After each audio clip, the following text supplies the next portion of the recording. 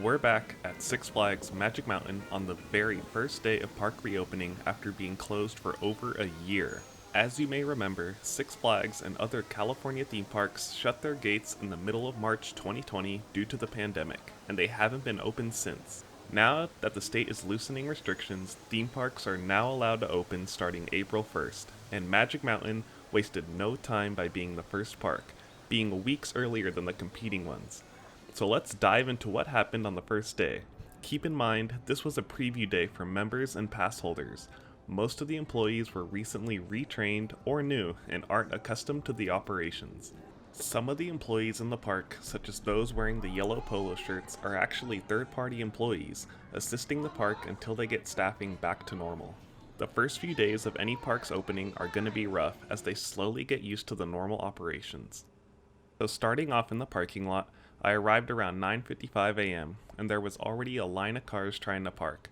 The first headache is half of the parking lot still being used for vaccinations, while the other parking.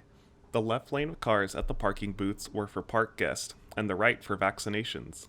It was confusing since as soon as you made the right turn off of Magic Mountain Parkway, there was a one sign that told you which lane to get in, leaving many cars to scramble at the last minute and merging lanes. Once passed, they did not let people start parking until around 10:20, meaning as soon as people park, the park would already be open.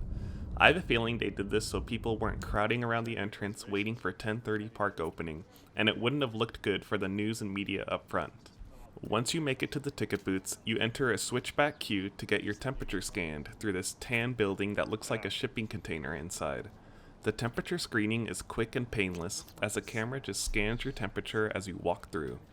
Then, probably the best addition to park security was a brand new metal detector system. How it works is you walk through one of the two lanes and the machines are looking for a certain amount of metal on you.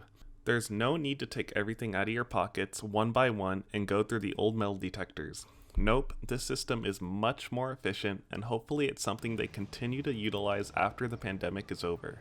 The whole temperature and security process was much faster than the old one. Although, if you brought bags with you for the trip, they still have to manually search those off to the side though, not holding up the main line, so it's a great improvement. Now, the not so good stuff from this visit. The amount of lines that we saw for both food and rides with the slower operations. The food lines were expected with all of the guests being members and pass holders that day having a dining pass. What is worse was a lack of water fountains, dedicated drink refill stations, the warm weather, and many locations being closed. Starting off, for some reason all the water fountains in the park were shut off, which we assume is due to COVID concerns. However, that puts a real strain on the guest on where to get water for the day. Your only options for water were to wait in the long food lines or pay for a bottle from the vending machines. To add to the food lines, there was nowhere to get solely drinks refilled. Just about everyone in the park had the unlimited refill bottles, and the only way to fill them was by waiting in line. This is where the park needs to install drink refill stations like at Knott's Berry Farm. Stations where they don't serve food and purely refill your seasonal cups.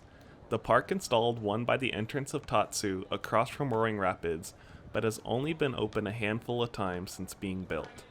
Then it was unexpectedly warm that day in the park, averaging in the high 80s to almost 90, causing dehydration among guests and the need to refill their cups more often. This created a consistent line of guests throughout the day at each open food location. Lastly, not all the restaurants were open. Chopsticks, Teen Titans Pizza, Twin Charge Tacos, and more were closed during that day. This is largely due to low staffing and the park actively rehiring all the necessary team members needed to open everything. Combine this with the 15% capacity on the park, they probably didn't see the need to open all the restaurants in the first place. The next thing that needed improvement was the lines for the rides. This one got worse throughout the day with more people showing up for their reservations, but the lines for the rides would not move. Unfortunately, due to state restrictions, the park can only fill the trains every other row it seems like. A Twisted Colossus train that would normally hold 24 people can now only run 12 max. Goliath was the least desirable, as they were skipping every 2 rows. So out of a train that could hold 30 guests, they were only filling it to 10 guests. Of course, this isn't the park's fault, and they are only following guidelines issued to them by the state. but it is frustrating for the guest visiting. Now, with the limited train capacity, we witnessed many trains being sent out with empty rows that should have been filled. On West Coast Racers, for example, one train only had 2 people on it, and the reason for it was they didn't want to mix the parties riding together. The next thing that makes the line move slower was the amount of people using their Flash Pass skips that are awarded with the Diamond and Diamond Elite members. Rides like Tatsu, which were only running one train, would let plenty of Flash Pass users in before the main line would move. Twisted Colossus's Flash Pass queue in the video looked even longer than the standby queue. We think the Flash Pass skips should be halted for the time being in place of another benefit, because it isn't going to work well with the restrictions right now.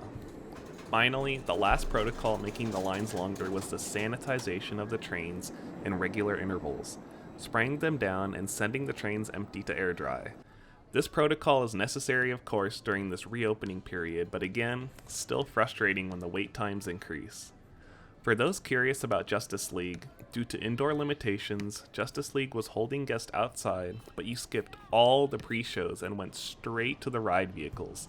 This is something normal park goers have been begging for since the ride opened back in 2017.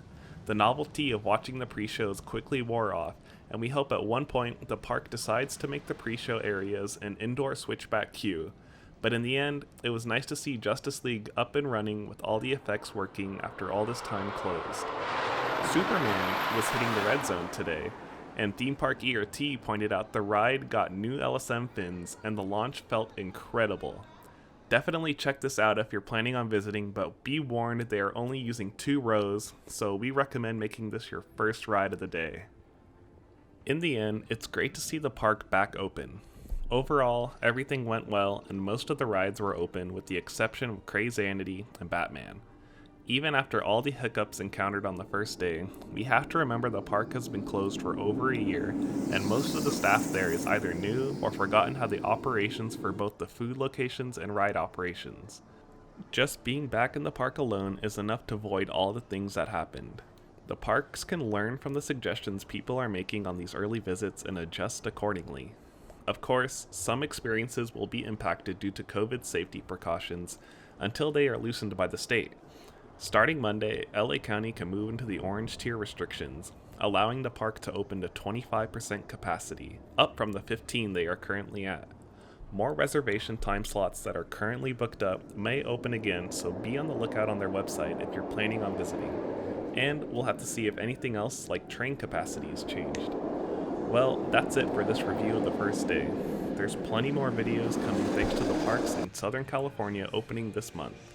Once again, thank you for watching, and please comment your thoughts down below and whether you'll be visiting Magic Mountain soon.